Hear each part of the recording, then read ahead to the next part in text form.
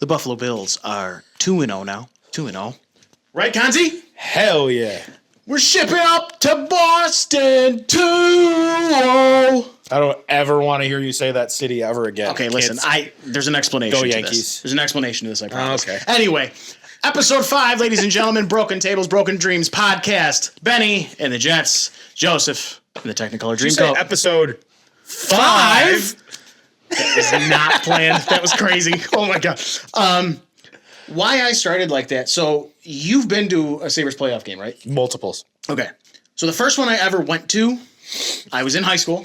My cousin came and picked me up, and it was that Boston game. Ooh. It was the very first one. Byron Defoe?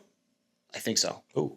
Ryan Miller was in. Oh, no, not Byron Defoe. Go ahead. Oh, my bad. Tim Thomas. Oh, okay. Yes. Ryan Miller, that was the game that Ryan Miller made like 30 fucking saves, and we won 1-0, I'm pretty sure. Either that or if it was Philly the year after, but I'm pretty sure this was this Boston game. So 2009, 2010, maybe? 2010. Okay. Revin, everybody's going crazy. It was my first playoff atmosphere, really.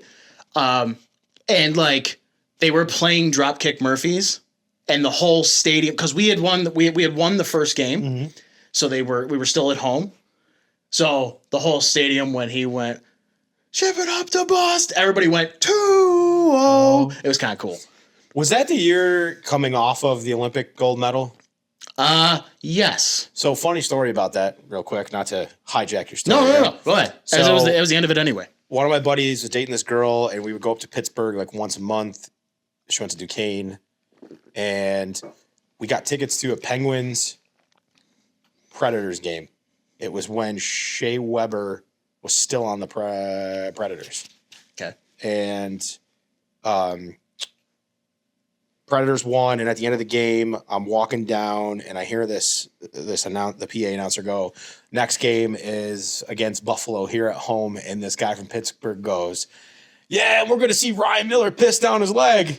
And then the Olympics happened, and after that, I really wanted to go back to that guy and be like, so do you still think he's one of the worst goaltenders, or is he like one of your favorite hockey players of all time? Because I think when I go back and look at Ryan Miller's career, and I just go look back at that team, Ryan Miller couldn't make the easy save, but my God, he can make the difficult save. Look easy. Right. Right.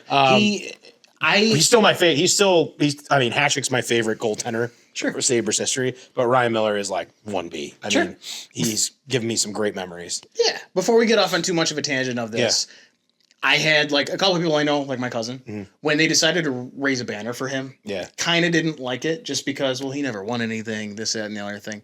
For me, it's like, dude, he's the most winning, he's the winningest American goaltender of all time. Yeah. Pretty sure, right? It's not Brodeur. Brodeur's Canadian. It's not. I'm pretty sure that's the statistic. Well, I'll look it up in a little bit because we do have an assistant, folks. It's my laptop. Yeah. But I'm pretty sure that still stands. Yeah. He was so good to the community with, the Courage for Carly Fund and all that stuff. He wants to be around. Honestly, I think it's a shame that him and Vanek are over in San Jose. Yes. But did you recently see what they did with Ryan Miller? No. They did Throwback Thursdays where they put a graphic out, and I don't want to get off on a tangent. We'll hit it with the Sabre stuff later, but they put Ryan Miller and they said, get ready for Throwback Thursday. And they put Ryan Miller, and that was the games that they're wearing their red and black. Okay. Which is cool. Let's just get into it right now. I'll tell you why. Okay. Pete Welly of the Sabres and Bills is arguably one of my favorite people right now that has his pulse on both organizations. I might not be a fan of the Toronto series of building a stadium, and then in the next couple, like maybe 4 or 5 years, they're going to play some games in Toronto. I understand the NFL trying to branch out. We do have a huge base in Toronto. Let's see how that goes. I'm sure he'll approach it with a different mindset. But one of the craziest things about Pete Welly is the fact that when he was asked about season tickets for the Sabres, he says, we're going to get more people involved. And they got Ryan Miller involved to do the Throwback Thursday promo. But he said, I want people to buy season tickets, but I'm just as happy if they buy 10 game packages. Okay. What that allows people to do is it's affordable, but it also allows his team and his staff to really try to change the culture and atmosphere of what they're trying to do. And on the flip side, the Bills, look at what the Bills have done so far with him at the helm there. The rivalry jerseys are sick. Yeah, they're cool. The red helmets are back. Mm-hmm. The way that he announced the red helmets, the alumni network that's growing. Yeah, he's been very impressive. I'm telling you that I really, when you were going to that point of like, it stinks that they're in San Jose, sure. Mm-hmm. But I think he's like, hey, just because you're in San Jose doesn't mean you can't come back every now and then to help us out. Oh, I know. I just want, they're really extending. I want them working here. Oh no, so I want like, yeah. We'll dig into this in a little bit. We are skipping. I'm just excited. I really wanted to bring that up. I forgot to bring that up last episode. I know, it's okay. I think he's doing a bang up job. We got an hour, baby. I know. We can do whatever we want. Yeah. This is what everybody wants to know. They want to know how our weekends went. Joseph here had his bachelor party. Yeah. Yeah, I did. Out in Ellicottville, I saw. Ellicottville, ski country. Hell yeah, brother. You tear it up at Madigan's on the second floor? I did. I love that place. That is my. I used to say that like my favorite bar. My favorite bar was always Casey's. Sure. I still got a lot of love for that place. But like Madigan's is like Ellicottville's Casey's, right? It's got 2 floors though. What I love the most about it is the fact that you can just walk in, have a beer, and just hang out if you want to, or you can dance. And it's a little bit. It's like a nightclub with 2 floors, but it's not really a nightclub, if that makes sense. So really funny story. I don't mean to interject here. We'll bring it back to you in a minute. For my bachelor party, I was also in Ellicottville, and it was me and those 3 bozos. You know them. Yeah. We went to Madigan's after a long day of golf, getting shitty, whatever. And then we decide we're having drinks downstairs, and then we go upstairs. And you know my boy Andy. We brought him up last episode. What up, Andy? He's stern. He's stern but fair. You know, if you get okay, right. With all due respect, Andy, if we get you to laugh, that's how we know you like us. Well, we go upstairs, and it was also some crazy like bachelorette weekend. Yeah, like there was bachelorette parties everywhere, and it's lights. It's Avicii's levels, it's streamers and bullshit everywhere. And he just turns around and he just goes, "Is this what you guys want?" And it was one of the funniest things. We're like, "Nah, dude, we can go back downstairs." It was so funny, but continue. Honestly, for as rambunctious, obnoxious, and fun as I might seem, I pretty much just like laid low at these places. I just kind of pulled the chair up to the bar and had a good conversation. And all while one of my buddies was playing rock, paper, scissors with everyone for 2.5 hours. It was so funny. But if you actually talk to people at a bar, you learn a lot. There was a group from Pittsburgh. How old are you? 34. You sound like you're 70 right now. Well, I'm saying like people go out like, guys go it's just funny. Guys go like, I'm gonna go meet some girls or something. Like I was like, I'm gonna have a conversation with someone I normally wouldn't have a conversation with. And there was another bachelor party. There's a bunch of bachelor parties. There's another bachelor party.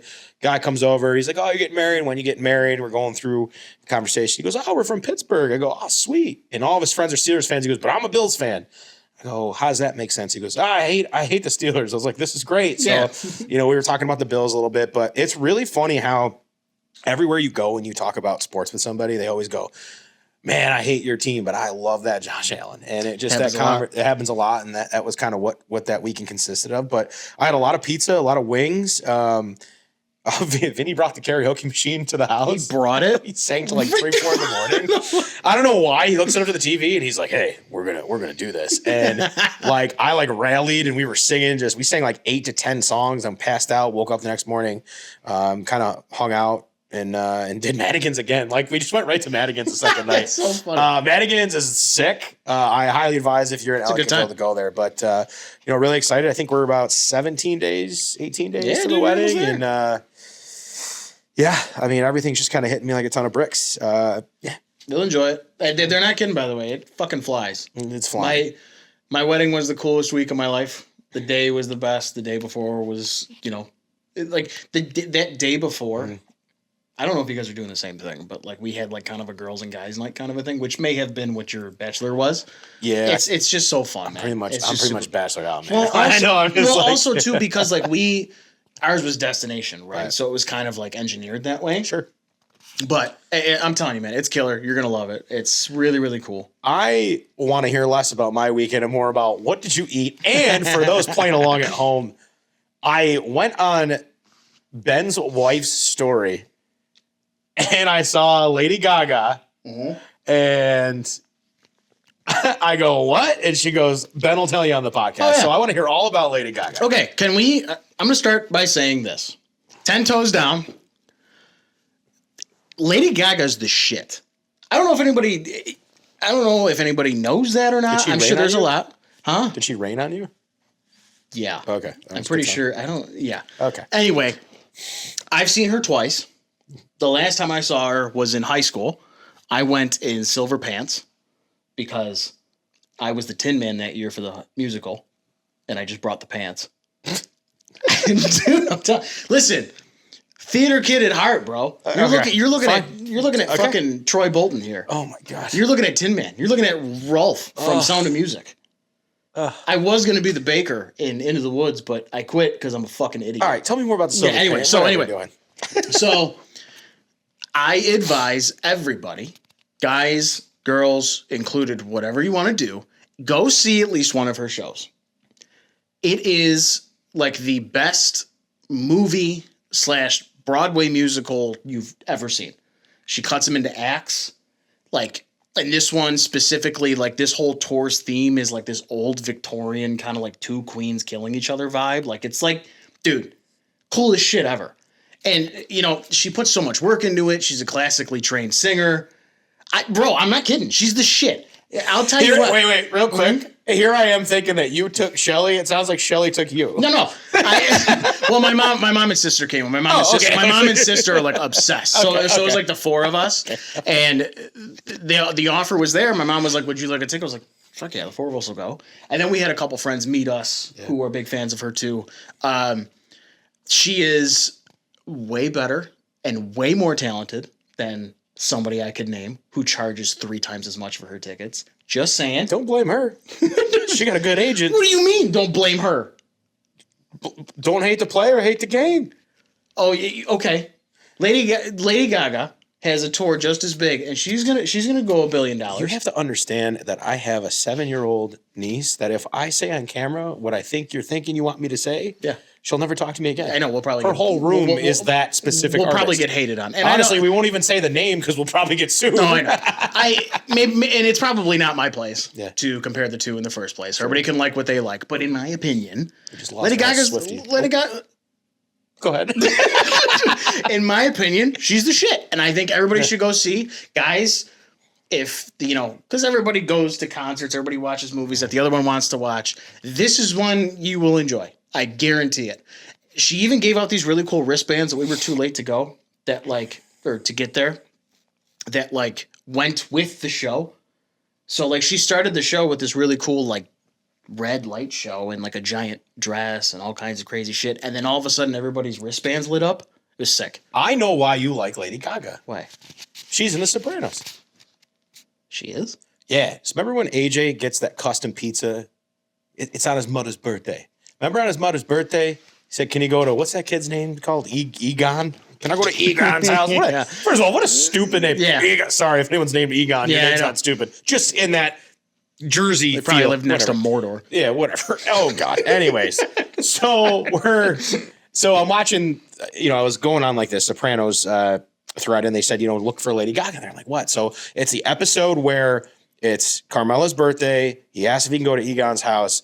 And then it cuts to another scene, and they're swimming in the pool after hours at their middle school or high school. And there's a bunch of girls that it pans to that are laughing and smoking a cigarette. One of them is Lady Gaga.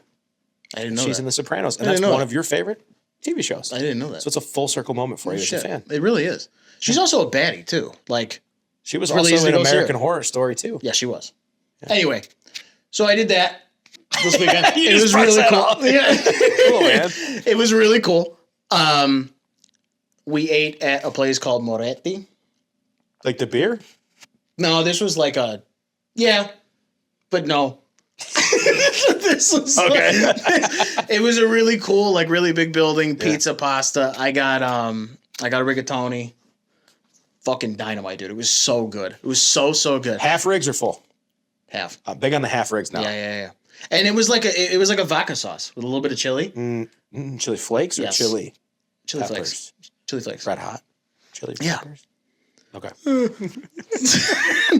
So that was awesome. Yep. Dinner was really, really cool. I do have a weird thing that happened. So me and my friend, this restaurant is in a hotel, okay? And it's the 6 of us having dinner before the show.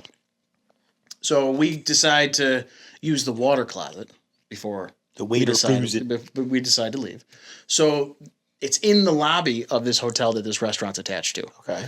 So we turn the corner and we are greeted by, I'm not shitting you, it must have been a 6 foot by 6 foot picture of Steve Jobs.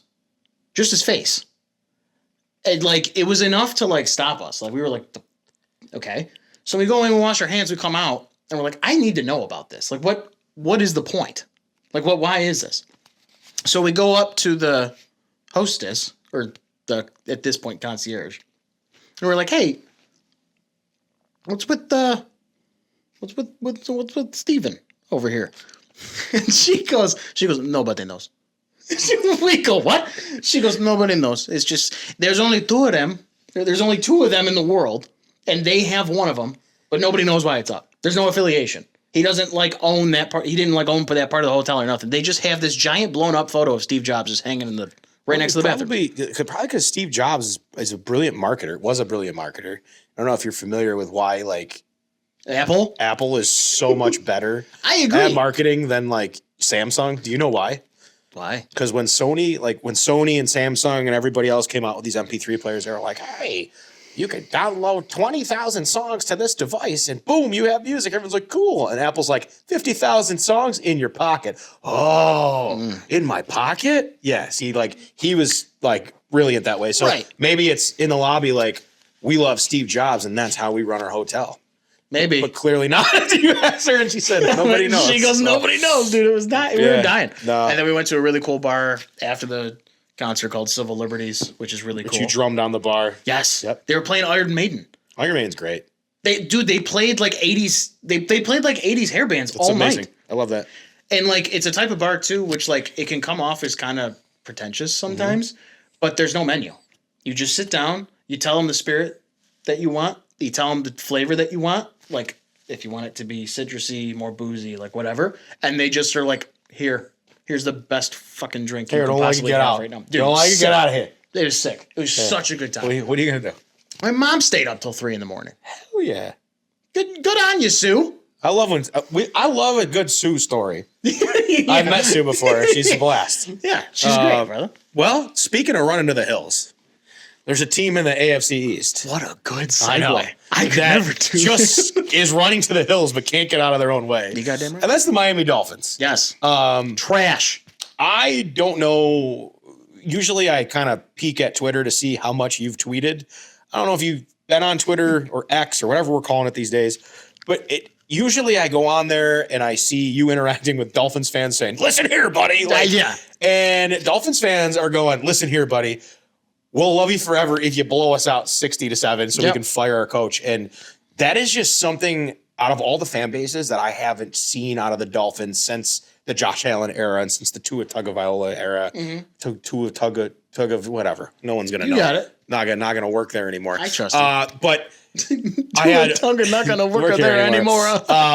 So I'm scrolling through and I'm seeing it on threads, and like Bills fans for once are like, "Hey guys, like we're a little nervous about this game because we don't know what Dolphins team we're gonna get."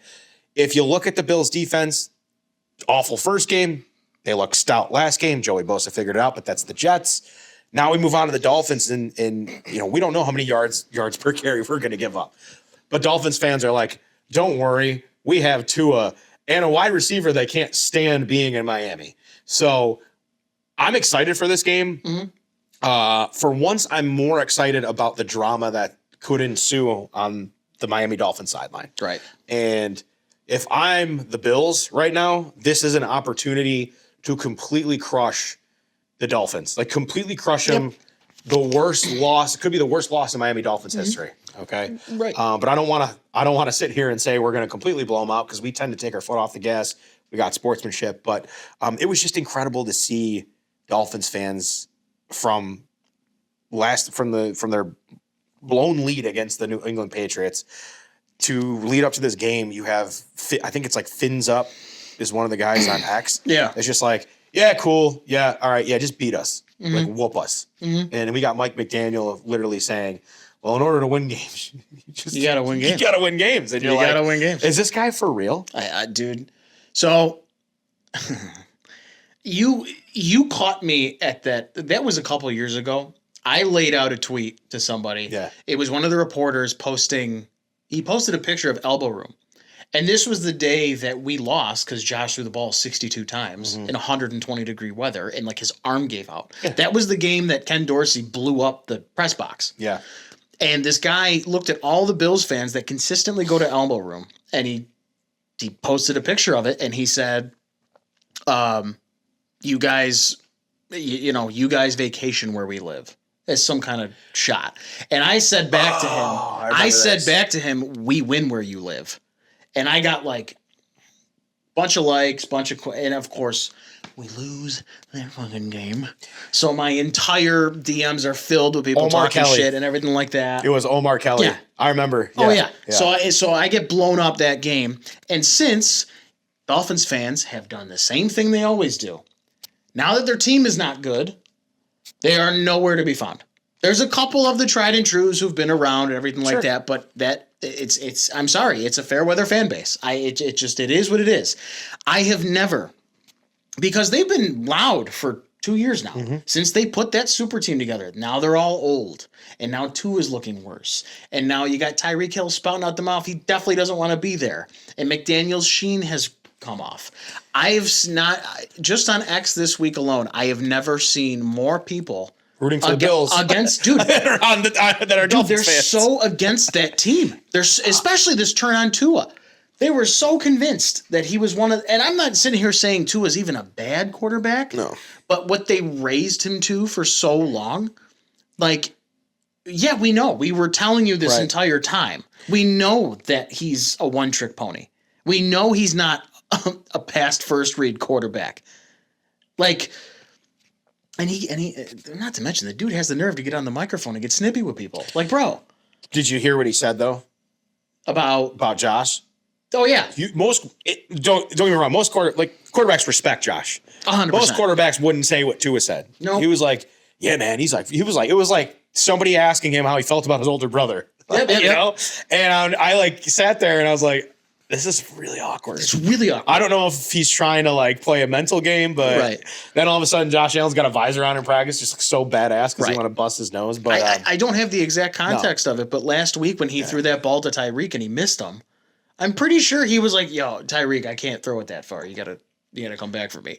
Well, he said something along the lines of that, but he said, you might have to turn around and get under it. Right. I think like Tyreek was like, what do you mean? Yeah, what do you mean? But I think that goes back to, not to get off on a tangent here. We keep saying not to get off on a tangent. We're good, dude. We're in tangent time. I'm going to go on a cosine. No, I'm on a tangent. Here we go. Yeah, go ahead. So this is what we're here for. What I find interesting is when people make fun of the process, or Sean McDermott claps when no one else would, or like, just how Sean McDermott's been so positive regardless of how bad things have gotten with certain players, draft picks, so on and so forth. But when you look at the Miami Dolphins and you look at their culture, you had a wide receiver before the beginning of the season that basically told everyone, I hate you all. I don't want to be here anymore. And then you got your quarterback on the microphone at training camp saying, well, he's going to have to apologize to the whole team. And then you got him yelling at the sideline. Jalen Waddle, who, by the way, I don't care what any Bills fan says. If you told me that the Bills could get Jalen Waddle tomorrow, I'd take him. I think he's a great wide receiver. He's wasting his career away. I do too. He looks confused on the sidelines. And I really think it goes back to building a culture, right? To take a guy like Tyreek Hill and put him on a super team when the culture's not there doesn't do you any justice. It goes back to, I think it might have been, was it the 2009, 2010 Eagles? They had Vince Young and Mike Vick. Back on. Yeah, they had Vince Young and Mike Vick and Nande Asamoah, and they got this big super team, and they were bad. They weren't good at all because they didn't have the culture. And I think that's partially the reason why the Dolphins aren't winning is because they don't have a culture. They have a head coach who thinks it's funny to joke about losing, who doesn't hold his players accountable. Multiple coaches across the league said during joint practices that, man, they just don't understand what joint practices are for. The Bears literally got, even though they trounced the Bills in that preseason game, they said it was the worst practices for their players because they were getting banged up by the Bills. And I think that just makes me feel better knowing that people around the league respect Sean McDermott's culture, but they also bring in the right players. And I'll shift it even a step further. I hate to bring this up, but I'll bring up the Chiefs. Every single trade deadline or every single free agent signing that they do is calculated. Yeah, they brought in DeAndre Hopkins, but they brought DeAndre Hopkins in last season to a team that if DeAndre Hopkins didn't get in line, wasn't going to last there much longer. That's the problem with the Dolphins. Everybody goes there and goes, man, this team's so bad. They don't have any structure. I'm gonna rule this team. That's what Tyreek tried to do. He said, I want to win on my own. I don't need Patrick Mahomes. You want to know why Tyreek Hill won a Super Bowl with the Chiefs? He had Patrick Mahomes, but they had a culture there. It was Patrick Mahomes' team, and he was just living in that whole realm of it. It was Andy Reid's team. He was just living in that realm of it. He's done whatever he's wanted to do in Miami, and that's why that team's the way it is. They have no structure, and they won't be good until they figure that out. Okay. So, as far as I'm concerned, I hope the Bills beat them 60-7. I would like to see what the Dolphins do when they blow it all up. Right. So culture has always been a funny point to me because it's definitely important. I don't want to say it's not important. It's 100% important. It makes me happy that there's an accountability structure within those walls. You don't just have a bunch of people playing for themselves. Like that's all very, very important to me. But accountability culture's always been a very chicken or the egg kind of a thing. It's an overused word in Buffalo. I didn't want to ever get stuck in the spin cycle that is, well, you need continuity to have culture. Well, then you don't have culture if you don't have continuity. Like, winning comes from culture. Or do you need to win first to build a culture? Like, kind of a thing. Like, we were so focused on culture for so long that it was our problem that, like, maybe the simple answer is when you start winning, you can build a winning culture at that point. Sure. Like, truthfully, I don't think they started winning because one coach came in here and just put culture in place. And I'm not saying that's what you're saying. I think sometimes people use that as a talking point as to why the Bills are successful. I think when Christian Wilkins is grabbing Josh Allen a certain way and acting like a punk and getting thrown out of football games, they did eventually not re-sign him. But I think you have to pull him a little bit by the face mask and say, hey, what are you doing? But they did have like the Dolphins haven't just been No. They pushed the Bills. Like it's consistency though. That's what I'm getting at, you know. No, I agree 100%. Did you like that? Consistency? Yeah, I agree 100% with you. Yeah. I think the Bills started winning games, and then they broke the playoffs, the drought. It was huge. It was a relief off everybody. And then they decided after that, because they didn't immediately have a winning culture after that, they went 6-12 the next year with Josh Allen at the helm, right? Well, a couple years removed, but you know the point. I know what you're getting at. They had Josh Allen. They still didn't have a winning season with Josh Allen. Right. Then they put the right players in place who, granted, they probably had a lot of buy-in to them. Yeah. They probably had a lot of, okay, we want to win here. Let's get all this together. Let's band all of this together. But talent was also a major factor of that team.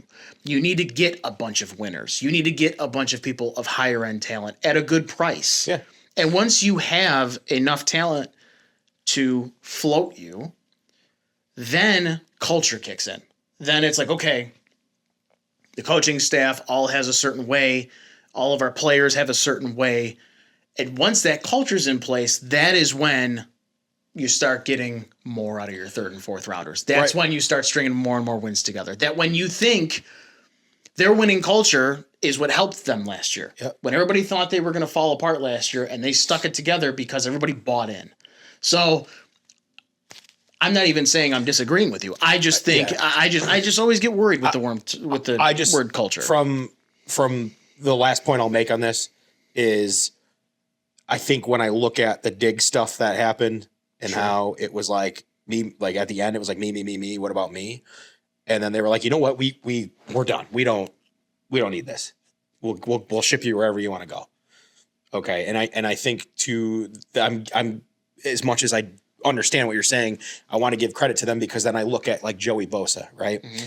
And the first time he says, this is the first time I've been on a team where we go to each other's house for dinner. Dude, he's so happy. And then like, and then at the end of the game, he's going, I guess if you have Josh Allen, you're never out of the game. And then he comes up and goes, Josh told me to get a strip sack, and I got one. It's like to hear, and I hated Joey Bosa on couch because he played for Ohio State. He ruined Jalen Smith's career. Whole different story. But to hear him be excited about playing football again on a team that has a trajectory that continues to, accelerate.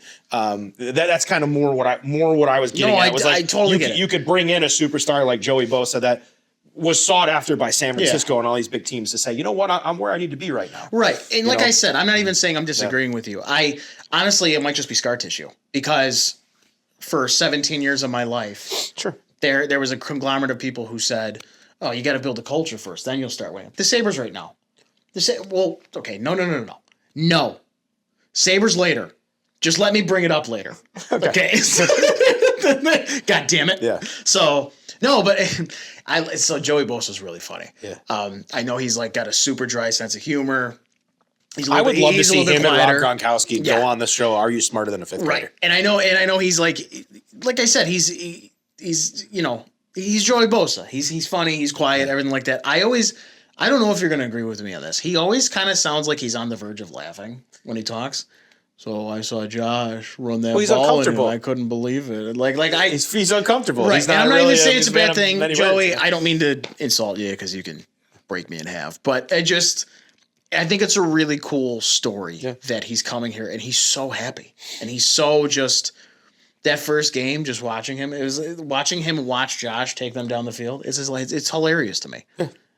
Big goofy dudes, just like I love this so much. Well, I think what's incredible too is everybody keeps bringing up the joke about 17-0, and right. Honestly, I want the 1 seed. I wouldn't even want 17-0. I don't think it's possible with this team, given the way that Josh sometimes has one of those games. Yep. And it's every quarterback has one of those games. Mm-hmm. I mean, we're witnessing it with. Lamar Jackson. We're witnessing this with Patrick Mahomes. We're witnessing Joe Burrow. Jeez, good God. I don't want to get into that. Poor bastard.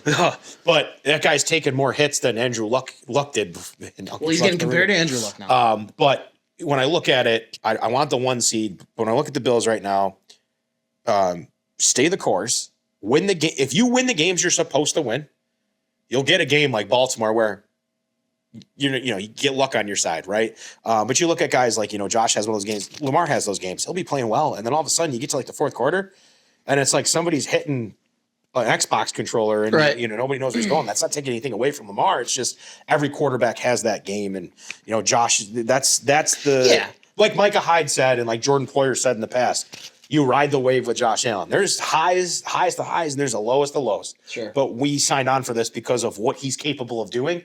And just when I think we've hit that ceiling, he busts through it. I know. I'm interested to see where he goes, but we're already starting to talk about the MVP stuff in the second week of the season. We got Ravens fans that are Josh's stats don't count because they're padded. Give me the 1 seed so I can shut everybody up. Oh, I know. Let the playoffs run through Buffalo. That's all I'm asking. Right. I only put 17-0 on the agenda, by the way, if we're looking to the left here, that's where our agenda is. Yeah. The last one was Dolphins or dog shit, which was pretty funny. Which we kind of already knew. Yeah. But I only put that in there because I didn't know if you had ever thought about it. I mean, obviously we're way ahead of the game. It's 2-0. It's nothing crazy. Right. They do have a really soft schedule, and the Chiefs are 0-2. Ravens are 1-1. The Chargers look really good. I know Andy's a big Chargers fan, but. We live our lives by talking about Andy. But if they beat the Chiefs, or you know what, if they get in, if they beat the Bucks, we'll start talking about it then. I agree with you. Give me the 1 seed or it. I guess what I'm saying is like The Giants were 8-8 when they beat the Patriots. That were like the Giants weren't very good. Oh, I know. I know, but to your point, it's like everybody gets all not you, but like not you, Ben. Every national media pundit gets all like, all right, if they could run the table, and it's like, yeah, okay, great, let's run the table, but I want the 1 seed. You're right. Yeah, like that's what I'm after now. No, I know. It's and listen, I tell everybody the same shit. There's nothing wrong with us talking about it. I want the team to go 1 game at a time. I want the team to not look past the Dolphins. I want the team to not look past any other team that they're playing. We get to do whatever the fuck we want. Yeah. So if you want, if middle of the season where they're 9-0 and they're busting through people, and 1 seed is definitely in the question. It's just a thought. Is there a possibility of it? I just think coaches are a lot smarter than they were in 2007. Not that Bill Belichick's dumb. I always thought Bill Belichick was a great coach despite all the cheating he did. He definitely knows X's and O's and can scout some talent. But I just think 17-0, you really have to, as a coach now, you really have to think about injuries and the speed of the game and the way things are. I mean, and if they run away with the 1 seed, they probably don't play starters. We're talking for a little bit. They won the division. What was it last season? They won the division in what? November? Oh yeah. Unfortunately, I hate to say it for every other fan base that's watching, they're probably going to do it again. I mean, they're the only team that still scares me. I was a little worried about the Jets. I was like, okay, the Patriots, they start to gel a little bit. I'm not saying they're going to beat us by 14, but they could rough us up a little bit. And we just got to be cognizant of that. No, yeah. They played the Dolphins last week and they should have put up more, but if they can fire on all cylinders, maybe we might be looking at. I think Drake May's having a little bit sophomore slump right now. Yeah, but do you remember growing up and no. Do you remember growing up and watching the Bills or any team in the division? Yeah, and everybody would immediately go and play New England, and that was our measuring stick. Yeah, and every single time we would get folded in half. Yeah. Every single team. And you'd think, maybe if we beat them 1 time, this might be. And every single time it's just straight up shoot in the back of the head and you're done. Yep. It's weird. I had a moment of this when I was driving around today, just thinking about it. I never ever want to get into a point. Everybody talks about it all the time. Oh, cherish these days, because there was a time where the Dolphins beat the Bills 20 times in a row. There was a time in the 80s when they were absolute dog shit and nobody watched them. I do understand that we are living in a world right now where they have the best football player on the planet. They're probably going to win the division for a 6th year in a row. And we could be the Jets and the Dolphins right now, who for 20 years had a boogeyman, keeping them out of everything. And now when he finally leaves, they have Jason Voorhees. Oh, cool. We got another one. How long is he going to last? 20 more years? I can't imagine that feeling. Yeah. I was thinking about that today. I just want a little bit of a grounding exercise, right? A little bit of okay. What I was thinking about today while I was driving around too, about this Bills season, is I think back to everybody, we think about the greatest moments in Bills history, and some of the greatest moments in Bills history for me aren't necessarily wins or upsets over New England. My favorite game that Josh played was on the road in New England. I think it was his sophomore year. It was 2020 or 2021 when they had John Brown. Mm-hmm. And they lost on a last-second thing. Tom Brady's Tom Brady. But he threw a rope to John Brown, over Stephon Gilmore. Mm-hmm. And to me, that day I turned to someone and I said, this is going to be my favorite game because this is the game where people start to realize that Josh can actually, hurt you over the top. And what did he do the next season? He banged some teams up over the top. And we started to kind of get closer and closer to and then now here we are. And I'm just such a big, the Ravens game, that's a great moment, all these great moments. But I love watching athletes, win or lose, make that one throw that just changes the way that I look at them. And when he threw that ball over the top in a tight situation to John Brown, I was like, all right, this dude doesn't give a shit about Bill Belichick's defense. He's going to throw 6 picks, but he's going to try to beat you over the top, and he did. And after that game, I remember Bill Belichick was like, I'm going to tell you something. This kid's got something. And it was the first time that Bill Belichick actually was like. Was that when he threw the phone? No, that was when we beat them. That was when we beat them on Monday Night Football. Yes, you're right. Yeah. Yeah. And Stephon Diggs talked junk to the crowd. Yep. Then we had a perfect game against them. Yep. Which he threw the tablet again. Oh, yeah. He don't like tablets. But, yeah. Well, give me the one seed. I do like... I love seeing... You know what I really like? And it's kind of petty. I love how open they are. It's a pretty tight-knit organization. Yeah. They don't let a lot of shit slide. I love how open they are about the teams they hate. It's probably my favorite Jets. thing in the world. They hate the Jets. They can't They should hate New England more, but they hate the Jets for some reason. It's the players. I think it has to do with the real New York team thing. Like Deion Dawkins went to Temple University. Yeah. I think is he from Jersey? I think so. He must have hated the Jets growing up. Probably. Somebody in a Jets jersey must have heard of as a child. He can't stand Clemens. Yeah, he hates him. Because I think he tries to do dumb. He punched Josh in the face. Yeah. I can't believe he didn't walk over and assault him like during that game last night. I don't think anybody saw that. Right. Because Josh ran off so quick. And Jim Nantz and Tony Romo. Oh, that doesn't look good. Yeah, like, come on, man. Like, nobody knew what was going on. They kept saying it. Like, he had, like... he had a broken foot. Dude, you know what I thought? I thought, like, he'd, like... Then he got his eyeball ripped out. Right. Yeah, his eyeball got ripped out. Like his mouth was, like, over his eyes or something. I'm like, what the fuck? What is going on? Mitch Trubisky comes in and ropes a 32-yarder. I thought that was I love how Sean McDermott's like, not many players can just come off and rip a 32-yarder, but we got Mitch Trubisky. And, like, during training camp, everyone's like, Buechele's so much better.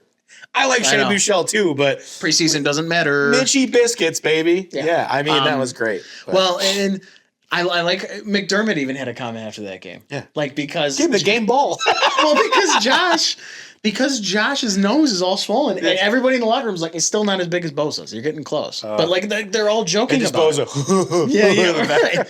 Well, and then I'm pretty sure he actually posted that post I texted you about. Alec Anderson? Yeah, Alec Anderson. Oh, Alec Anderson doesn't care about anything. Listen, if I am in an alley and there are 3 men with knives, I hope Alec Anderson's behind me. That dude is an absolute savage. Oh, he talks mad. Do you remember watching Hard Knocks and when they got into the fight with the joint practice during practice? Yeah. And the first thing you hear Coach McDermott say is, "Where's Alec? Tell him not to get out there." Yeah, he was rolling around. I think that's so funny to me that they just have an absolute madman like that. And then afterwards practice, like, what up? Like, right. But last point. You have a brother in turf toe. Joe Burrow, baby, same name. Survivor of turf toe. Anybody complaining about turf toe, go get turf toe, because I feel bad for Joe Burrow. But I will say, funny you mentioned that. Somebody posted today that they think he's suffering a lot of foot injuries because of the cleats he's wearing. Really? He's wearing those Jordan 1s which I get, I guess, but I'm pretty sure that when he orders them, they're putting something in the toe. Is like a conspiracy? No, somebody actually posted, I think this is why Joe Burrow keeps getting hurt. Okay. And I'm like, it's also probably because they don't pay any money to protect their franchise quarterback. Right. And for Bills fans at home going, Joe Burrow's out, or Chiefs fans, I hate Joe Burrow. Jake Browning's a dog. Yeah. Jake Browning is a dog. Well, they didn't really lose a step without him in there. It was kind of crazy. If that guy just chucks the ball up, Jamar Chase is down there somewhere. I'm just letting you guys know. Not saying they're going to go undefeated, but they're going to bang up some teams because that guy is a gamer. For sure, brother. So, speaking of teams that don't have the dog in them, but we're hoping they find it, go Sabres. So, I think we found our dog. Let's make this very, very clear, okay? I've been ripping on the Sabres a little bit. Especially for the past couple episodes that I've talked about them. Here's what I'm going to do. Here's our mission today. Okay. We're going to talk good about them. No, but this is what I'm saying. Let's talk good about them. This is why I say I hope they find their dog, because I think they found their dog. I was walking past 40 Thieves, and I saw a player in the other day just enjoying himself. We won't mention, because if we mention the name, someone's going to be like, he should be in the rink taking slip shots. Like, no. Probably just had a plate of wings. Yeah. It was the middle of the day. But it made me get excited for the season. Because I was like, oh, dude, they're home. They're getting ready. Camp starts, I think, tomorrow. And then the first preseason game is, I think, the 24th. It's already full swing. I'm ready to be hurt again. Buffalo. Murka. So let's talk about some things that are good. First of all, Darlene bought a new Cadillac. It was on Facebook. Someone from Basil Chevrolet I didn't even Cadillac posted it. They said he bought another Cadillac. So Rasmus, congratulations. Yeah, man. Murka. Sorry. Radim Murka. I got to tell you. Mr. Bigelow. I got to tell you. The Darlene hit in development camp when he was a rookie was incredible. Yep. The way that Murka has hit in development camp has played. We're probably not going to see him this year. He's young. Probably won't see him for a couple of years. It was finally when I was reading about him, I was seeing videos. I'm excited about him. I wasn't excited they drafted about 100 defensemen, but this is the one that I'm really excited about. And I think they've been lacking a big-bodied defenseman to play in that lineup. You have Bo Byram, you have Rasmus Dahlin, guys that can carry the puck into the zone. You need a guy that can anchor that blue line and just hit people, and we have that. Right. We have that. 3 years from now, you have it in the pipeline. Yep, which we love. You've got a lot of that now. But that was a lot of what their draft was. Was Oliver Nadeau looked great? He looked fine. So good. I think you have a new tier list for your prospects going forward. I think Consta Hellenius looked dominant that last game. It was a very interesting prospect challenge. Obviously, they didn't win any games, but you don't have to get mad about that. Nobody really has to get mad about that. Nobody cares. I did think it was a little bit disappointing that your guys who have been there for years didn't really dominate every single game and cause you to win. Specifically, I think there's a guy right now who might find himself on the shit or get off the pot spot, and that is Isak Rozan. Isak Rozan, this is his 4th year going to that spot. I liked that draft pick because he had a lot of similar characteristics to Patrick Kane, where he's super fast. He had really, really soft hands. He just needed to grow a little bit because I think when they drafted him, he was 156 pounds. But he's not really. If he doesn't make the show this year, that's a missed pick. There's a couple of guys like that. And outlooks are really changing. I think your top 2 prospects in the system right now are Consta Hellenius and I think those are 2 of your dogs. Yeah. I think those guys have just as much of a chance to make the show as anybody and contribute top minutes. The problem with a lot of these guys they've drafted is they need top 6 minutes. I don't know how they're going to do it. Honestly, it's a good problem to have, I guess. But if you're winning games, this is the Sabres' biggest problem, is they don't have a good development path in place because they need players now. They haven't won for 14 years. Which kind of, it's puzzling, right? Because usually when in any sport, a coach goes somewhere and there's a guy on the last year of his contract that's looking for a spot to play the next year. It usually goes with that coach. Usually, not all the time. Sometimes. Right. Well, you had that with he who should not be named. I'm pretty sure he pulled Taylor Hall here. Well, yeah, but I'm thinking with like Lindy's team in New Jersey that maybe a lot of those guys were young and just under contract for so long that there was no way to get them. But I'm just surprised that there's not like a guy just waiting somewhere that's like, that's another thing. Like, I have respect for Lindy Ruff, but our players like, hey, I want to go play for Lindy Ruff, or, is there another team out there that'll take him on the 4th line and give him 12 minutes a night, And I think there's guys out there. Like, I look at a guy like Carter Verhaeghe, or I look at, even like when we had Dominic Cahoon for 1 year and we didn't re-sign him. That didn't end up really panning out for him. But like at the time, it's like we never get these guys we could just pull from another team to come play for a year and hold that spot until that prospect's ready. Right. So I don't know like what it's going to take to get those guys, but if you're not going to be able to get those veterans to hold that spot for the prospect, if they're near ready, I think at this time when it's like, it's a confidence level, it's like, well, what else are we going to do? Well, here's the thing. This is completely self-constructed.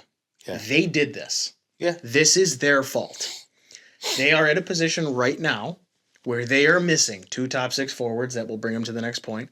I think they actually, criticize the Peterka move all you want. If you get a good defenseman out of it, which you should have. I like the players they got from it. Kesselring paired with Owen Power it should work. Yeah. On paper, that should be perfect. That should be the partner that Owen Power has needed since he got drafted into this league to steer him along. Yep. You needed... So we talked about filling the cupboards again, getting all of these young players. But what you didn't do at the same time was spend the money required to get those veterans here on maybe some inflated contracts or whatever to teach these young kids. Like you don't have that. So now you're kind of backed into a corner where get this shit. I heard this on the way here. I listened to the morning guys this morning. I was listening to them later. If they sign Alex Tuch to what Alex Tuch's market value is, it's around $8.3 million per year right now. They will have the most money tied up in contracts next year. Sounds fucking scary. Nothing to show doesn't for it. Nothing to really show Sounds for it. Scary. Yeah. Because for the longest time, it was this team needs to spend more money. This team needs to spend more money. I was the one who said, you cut Jeff Skinner to save $7 million. Go spend that on a top line winger to replace him. Go do it, everything like that. Here, though? Do we know if that's the case? Well, and we can go on this for hours, but they have a horrible situation right now where all of their kids are too young. And honestly, there's a lot of bad luck tied up in that too, because picking that much in the top 10 and not having any of them pan out, Zach Benson, I'm sorry. I love Zach Benson. I think he's a great player. He's an absolute dog. He's fantastic, but he probably shouldn't be playing top line minutes yet. He should be on your third or fourth line. He should be you couldn't send him to the AHL because of the rules with that. So I understand why he made the show, because he was too good down there to come back up. Like I think it's self-constructed, but their problem right now is this. I'll give them credit for something that they've done that they've done this offseason and what they recently just did. Goaltending in Buffalo, there's a bright spot there. I think Alex Lyon is good, but bringing in Alexander Georgiev, he's on the back end of his career. But bringing him in the system, even if he's to whoever's playing in the AHL behind Devin Levi, so on. So there's that experience there, and they didn't get top tier guys, but they got names, right? Sure. Finally have a couple guys in the locker room that's like, hey, have you thought about doing it this way? Have you thought about doing it like that's what I don't understand about the forwards and the defensemen. I was banging on the table for Patrick Kane, not just because I'm a huge Patrick Kane fan, but to get a guy like Patrick Kane to come to Buffalo and sign for a year. You know, players might ask him outside of, you're from Buffalo, might say, hey, what's it like playing there? And he might say, like, hey, it wasn't bad. Right. You got to get a veteran in there that's going to say, that's not Chad Johnson. Like everyone's like, yeah, I love Chad Johnson. Oh, I know. I love Chad Johnson, man. Right. He's still with the organization. But but when that guy says this is a great organization to play for, they're gonna be like, yeah, it's Chad Johnson. Yeah, your biggest we need a guy that we got these goaltenders finally that are in that second tier that could bode well for us, but give me some forwards and defensemen that feel that way. I think their goaltending has been so if I were to pick one thing that they're banking on being better, and that's what's going to lead them to the promised land, and that's what's going to finally break the playoff drought. I think they're truly banking on like goals against average to go down. And expected goals. If you want to get into fancy stats, their expected goals to go down too. I think, and it shows, like you said, with their moves. Unfortunately, they have to bargain bin shop because it is what it is. But I do think. Signing Georgiev to that contract was very interesting to me because I thought for sure it was just Levi's backup in the AHL. I thought for sure. Fine. And then Elliot Friedman comes out and says UPL's got a fucking tweak. Okay, yeah, he does. UPL's got a tweak already. We don't know to the extent of how bad it is. We'll find out in camp. But if Alex Lyon is suiting up and taking the starter's net, you bet your ass Alex Lyon's going to be the starter for this team this year. And if you look at the fancy stats, Alex Lyon and Georgiev are both better goaltenders than UPL is. Right, that's the first smart move. I feel like Lindy was like, "Hey, if we get these guys and he can't play, we're gonna be okay. Right, we're gonna be okay in the sense of like we're gonna be able to do what we need to do to grow these guys into something." I think everybody if you're expecting Levi to play meaningful minutes this year, unless it's an injury, I think you need to take a step back. I think there's a little bit of he might not be the generational talent they thought they were getting with him because he still hasn't built the consistency that he needs. I think you got to let him bake down there at least one more year. Like I told you last episode, it's going to piss people off, but Ryan Miller took forever to come up. A lot of these defensemen take a long time to come up, and that's ultimately where the problem is. They don't have room for patience anymore. They can't do it. The fans hate them right now, and deservedly so. They haven't built a winner in 14 years, and you've had 2, if not 3, of the franchise's best players come through here, and you've only got 1 left.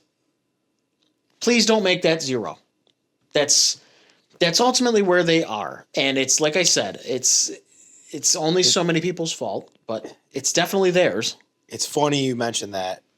You have 1 player left. That player got left off the Team USA roster. Well, I was talking about Darlene. But you know what? Maybe I should give Tage a little bit of respect. My bad. Fans are like, he doesn't know how. Like I hold Darlene out of these conversations because to me, if I were to blow this team up tomorrow, I'm keeping Darlene and no one else. I mean, yeah, I'd keep Tage too, but I'm saying like if you told me I had to give up everyone but 1 player, I'm keeping Darlene. Yeah, I agree. So I don't even I would agree with you there. I don't consider him part of the conversation essentially, but what I was getting at was I think Tage was left off the Team USA roster, and he's got a little bit of a chip on his shoulder. Absolutely. And he always plays so well for Team USA in any tournament. I don't even know what tournament it was. Right. It was the Worlds. The Worlds. Yeah.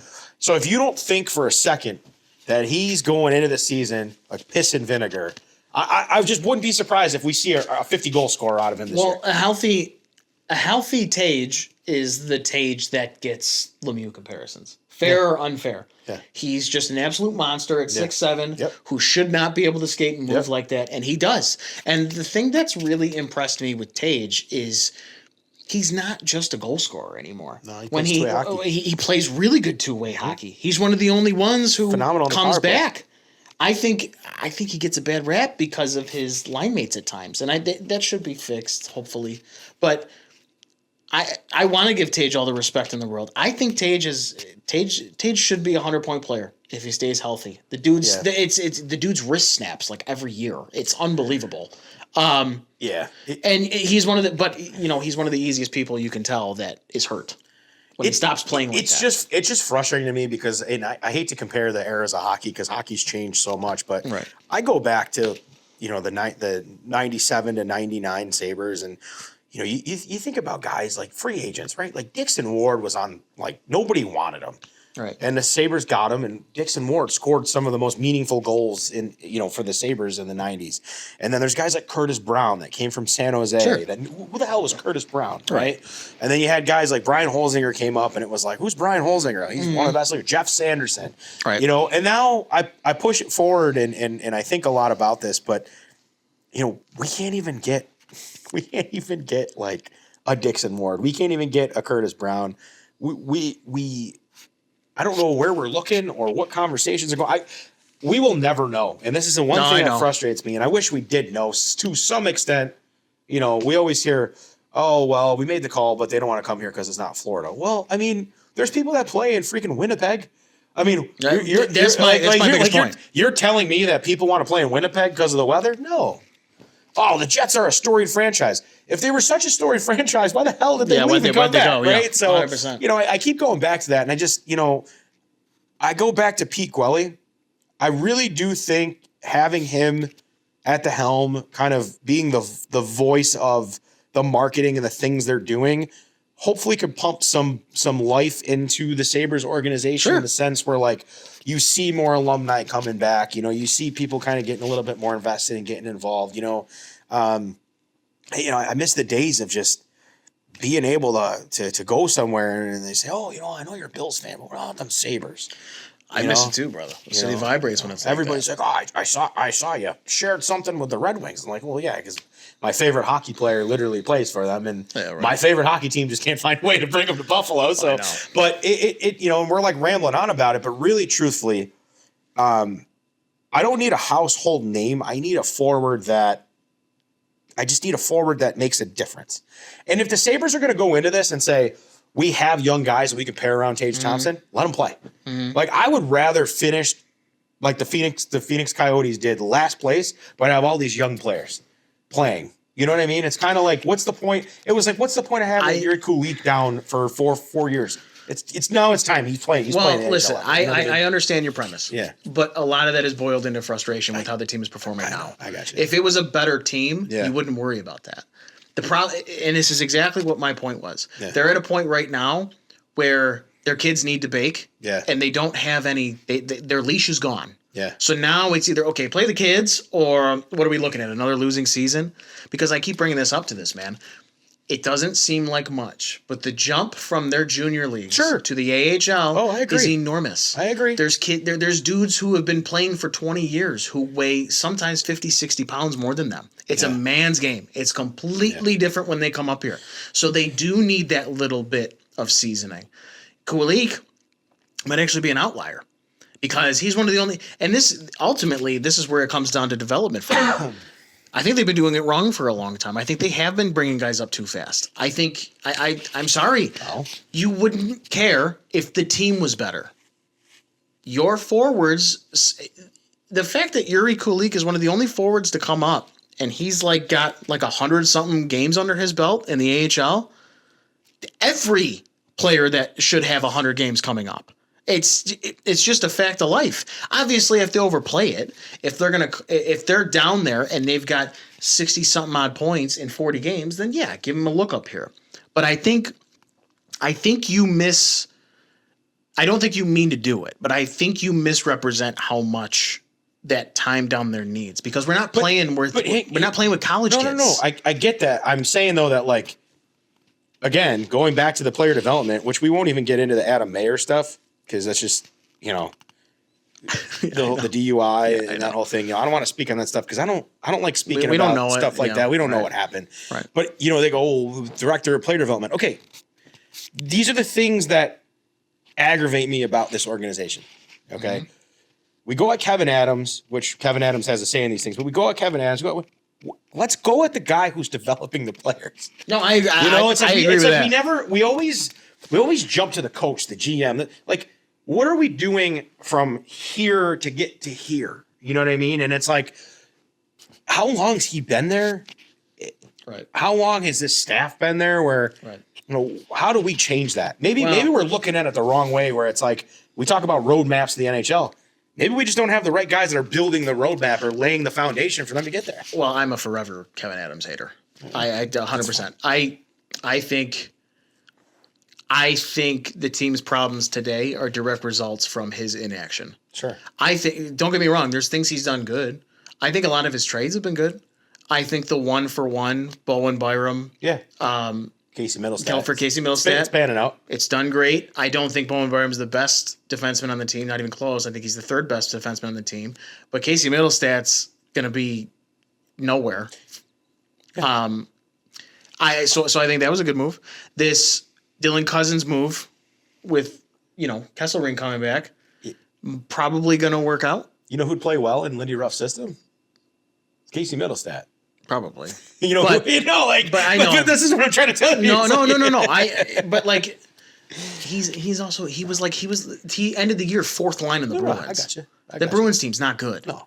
But and then the first year they come as close as they ever been to making it. They were 1 point out. They were third in scoring in the league. Sure. And he does nothing that offseason. He does nothing. He's I don't know if it's direction from the top or what, but he fills these seasons on hope. You can't hope, brother. Like, he's also 6 years. He's like the 5th longest tenured head coach in the NHL. For what? Yeah. You haven't won any more games than when you first got hired. I did want to bring up something that I thought is very interesting. Okay. I get a lot of Sabres updates on my phone. Where the hell is Jarmo Kekalainen? We called this because I remember everyone was like, so he's going to help as a special advisor to the GM from Columbus? Right. Like, They were like, yeah, Jarmo Kekalainen. And then it's like, we don't hear. I thought that was a good signing, but it doesn't make any sense. So I'm like, where are we with that? Have you read anything? I haven't. No, I haven't. I don't know. Is he somewhere in like Austria finding the next center that's going to lead us to the promised land? Like what? Well, we have to let it play out for a season. Sure. Because he's been to a lot of these development camps. Yeah. He's been there with all the coaches and everything like that. Like he's sitting there. Yeah. He's actively involved.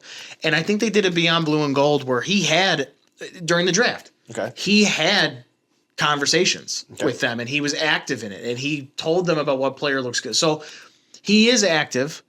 I want to see what happens during the season. Yeah. Because early on when they hired him, the thought was, well, if this goes wrong, Kevin Adams is going to get bumped up into a senior advisement role and Kekalainen will be your new GM. That's fine. Right. Let it happen. Right. It's kind of where I'm at Maybe right Kevin's now. really good with money. He's just not, you know what I mean? Like, let's let it He's happen. good at running. You know what I mean? So I agree with you to an extent on that. So we were going to talk about what's going to be good. What? We were going to talk about what's going to be good. And here we are. No, I think we hit on the good points. I think we're excited that they finally were proactive with the goaltender situation. Well, right. They're not pulling at strings. They're not bringing guys up. They're rolling. They got Devin Levi that they want to play a full season again. Well, and they have two experienced goaltenders that can split. And you know what? They might lose by a goal. They're not going to lose by 6 goals. No, maybe. right. You know, they might lose by 6 goals. So how does it, so like let's paint let's get the pie going. Let's talk about what makes this gorgeous. Let's talk about what could bring them to the playoffs for the first time in 14 years. Average goaltending.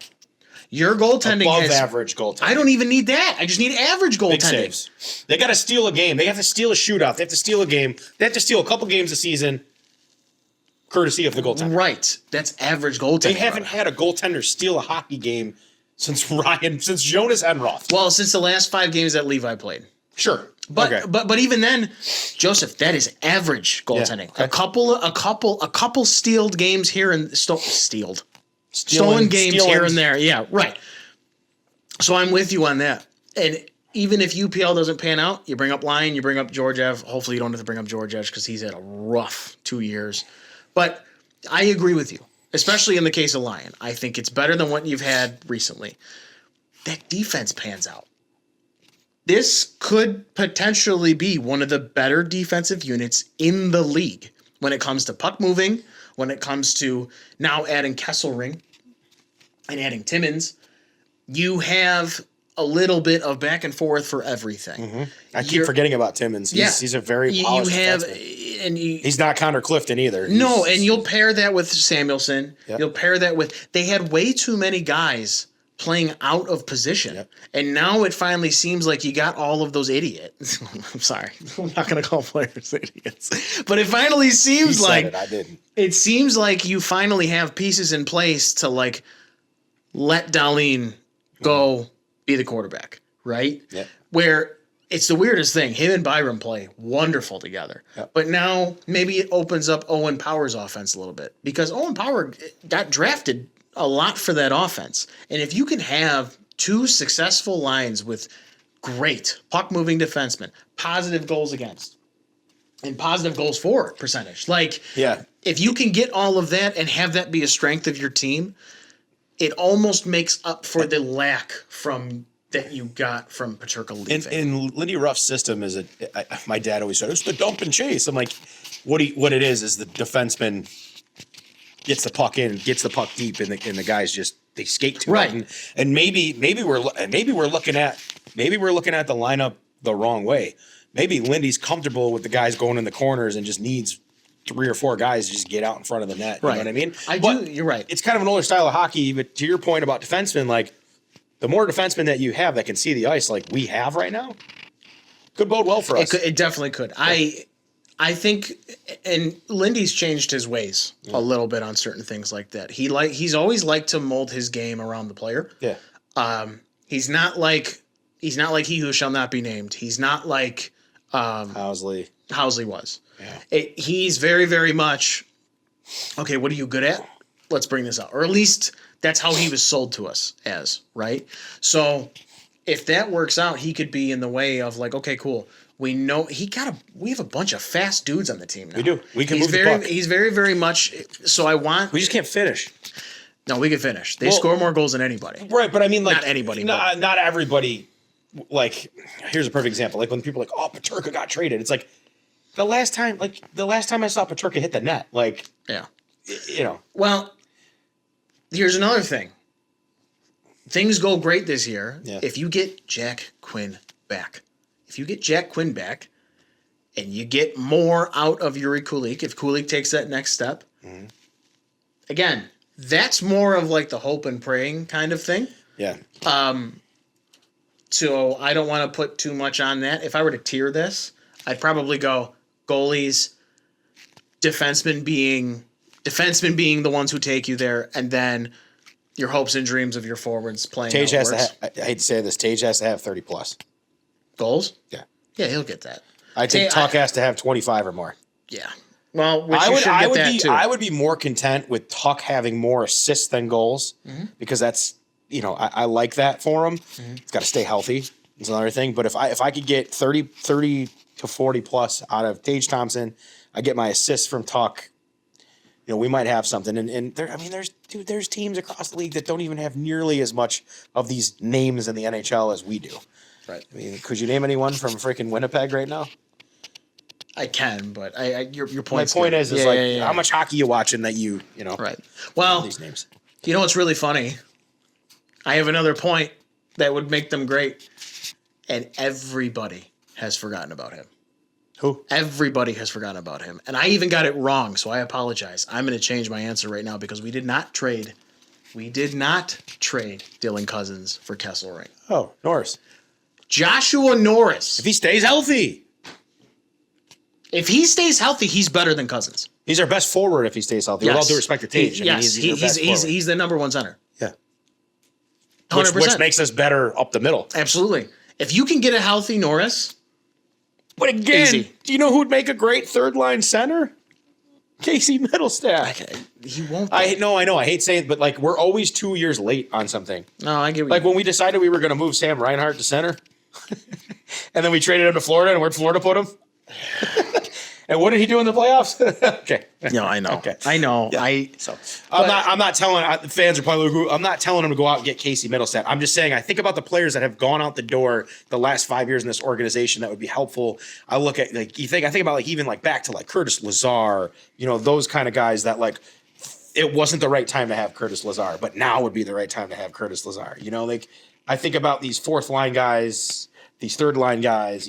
I want to be strong up the middle. The wingers you could mix and match whatever you want. Give me 3 guys strong up the middle. The fourth guy could be a throwaway. Yeah, maybe in the past. I don't think they have as big of an issue in the bottom. No, now. but I think maybe he wasn't the right person to use. I guess. No. But I totally get what you're saying. Yeah. If you were to rebuild the team, what era needed what? Yeah, I see what you're saying. 100%. Yeah, man. Ryan McLeod coming back. I'm excited about He's McLeod. A great player.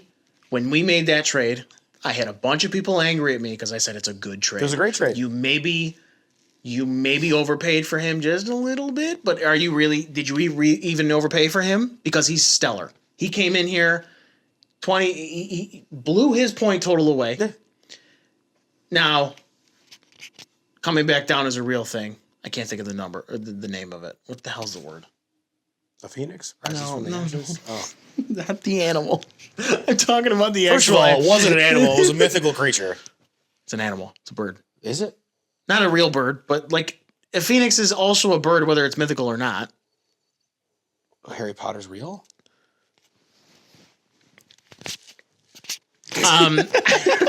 No, but regression. Regression is a real thing. It might be coming for him a little bit, but all in all, this is what my necessity to win with. And I think all of it can work. They can be good this year. I think they need to get out to a fast start because I don't want to sit here come Halloween and worry about where they're going to be again. I want them to score a goal in the first game because I can tell you that the first 2 games of the season was not fun watching. Well, they were in Prague. Okay. not home, dude. It's and they weren't even really playing. They weren't even really playing their home squads. That's true. That shouldn't happen again. They should come out firing all cylinders and Lindy was pissed. Lindy didn't like that. As much as I want to rag on Lindy for last year, because there's a couple things that you just could you? Because there was a couple things coaching wise that you look at and you're like, why are you doing that? He's just as bad at challenges as McDermott is. It's bad. A couple of his roster decisions I didn't agree with. You do everybody likes to rag on the power play, and they like to get upset at Matt Ellis. Does anybody really know what Matt Ellis does? Because he's a great guy. Because I'll tell you what, the power play is the head coach's system. Yeah, he's the one who implements it. The assistant coaches are the ones who carry it out. You asked what we want to see. Yeah. My biggest thing, I want to see Hellenius play.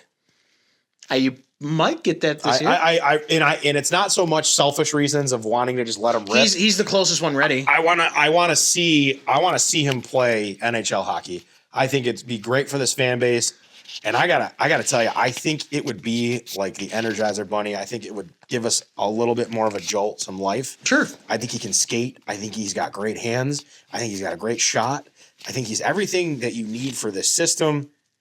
I hope he makes it out of camp. I do.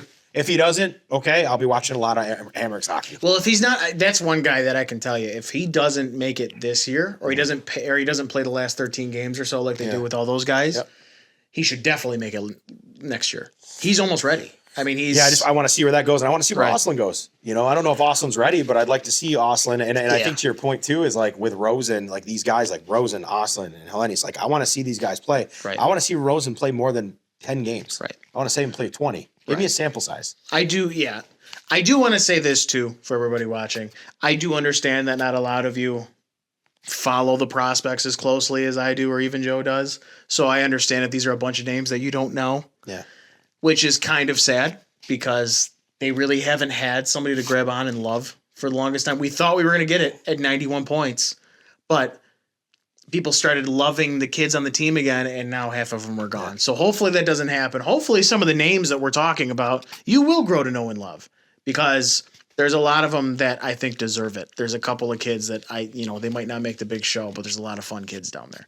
So that's what we kind of wanted to, come across. Which brings us to the best part of the show. If it ain't what did Ben eat, there's a universe. There's a universe where, my guy? Do you have a good one today? I think so. Do you have a good one? I might. Okay. I'll let you go first. You want me to go first? Yeah. Okay. Because I don't remember mine.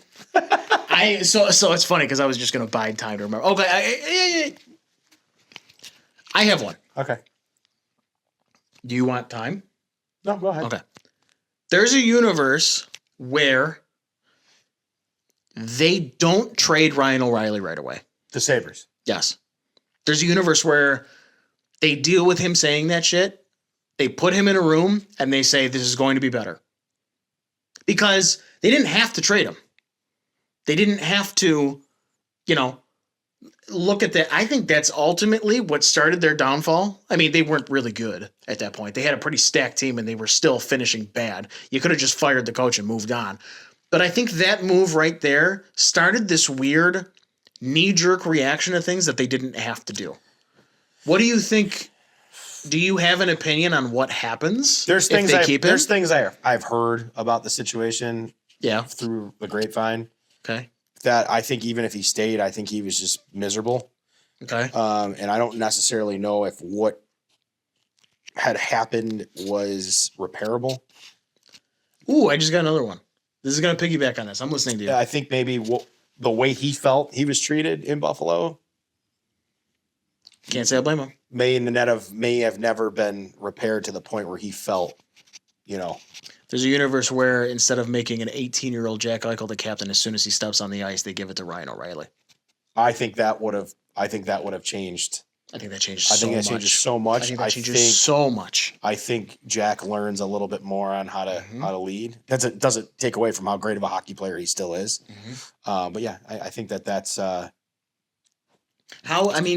really, what is optic-wise? how did the players feel about that? Probably so much better. Yeah. So much better. Yeah. Because you don't automatically anoint. And listen, I am not a Jack Eichel hater. I rue the day that they traded him. I think he is an unbelievable player. Is he snotty? Can he be a pain in the ass? Did he give the fans on the way out? Yes, he did. Yes, he did.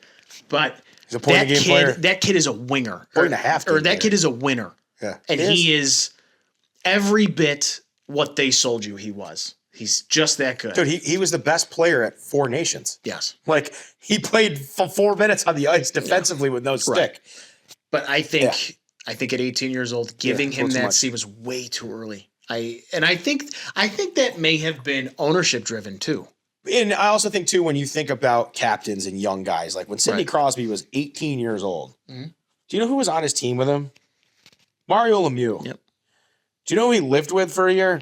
Mario Lemieux. Yeah, so it's and people go, that doesn't matter. It's like, no, it does. And that's not that take away from Matt Molson. I always loved Matt Molson. No, Matt Molson, Oposo, they were good guys, but like you only had one. But what I'm saying is, like, when Sidney Crosby came in the NHL, there was nothing denying him from being successful, because they're like, this is what you're gonna do your first year. Right. You're gonna live with Mario Lemieux. You're gonna room with Mario Lemieux, and he's gonna teach you the ways.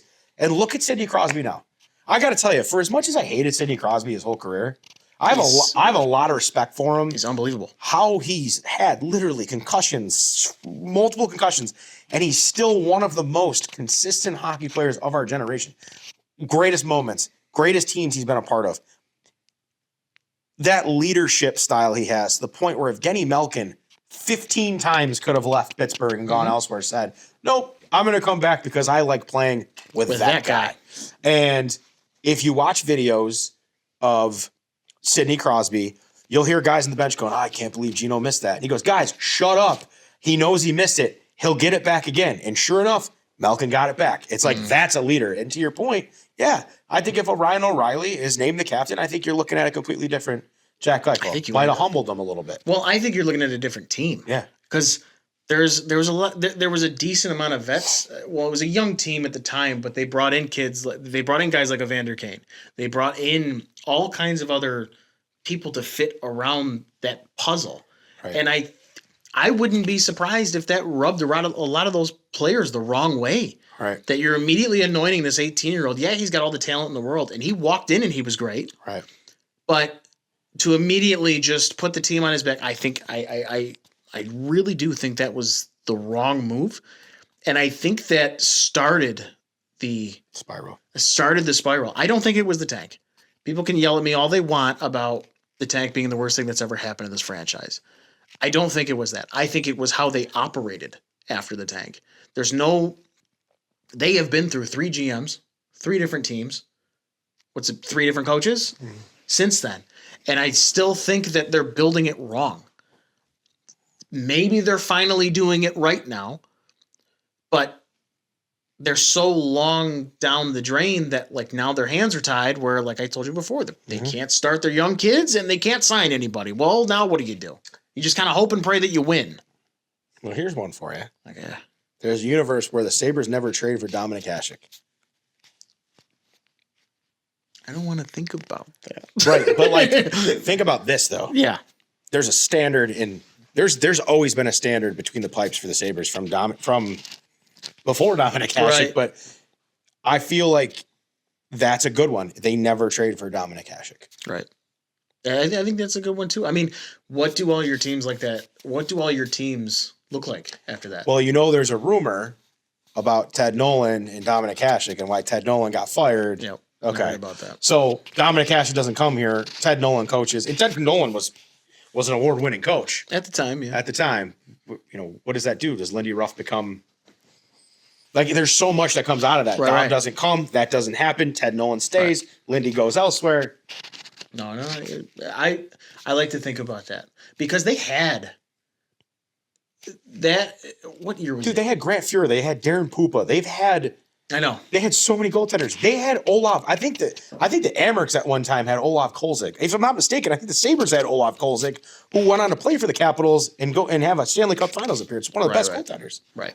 Sorry. No. You're fired good. up about 90s hockey. It's okay. Somebody's got it. It's all good. I think that's wild to think about. Well, because I wonder if they build their teams differently if they just decide not to do that. Because like you said, it's been kind of a stalwart for how they built their teams moving forward. And then they stopped after Ryan Miller. They stopped doing that. And it looks like they kind of went back to that with Levi, but I like that point. What team is it? I can't think of the year where they had like 2 80-point players and they didn't win a cup. It was with not Montreal. No. It was the Sabres. It was with son of a bitch. These comments are gonna absolutely roast me, and I'm so embarrassed right now. It's been a long day. Was it McGillney? It was in the 90s. Yeah, McGillney and LaFontaine. McGillney had like 100 and something points, and so did LaFontaine. It wasn't like 80. It was like 100. Well, I mean, goals. Oh yeah. This is crazy. Yeah, I wonder if they like stick with that kind of build. Like they keep trying to get players that emulate that more. You know what I mean? Like I wonder if it affects the builds moving forward. Like I mean, I think, which by the way, that in my opinion, that was the best Sabres team of all time. Yeah, I think the reason I bring that up is because there's a standard in Buffalo with sports where, you know, we're nearing that with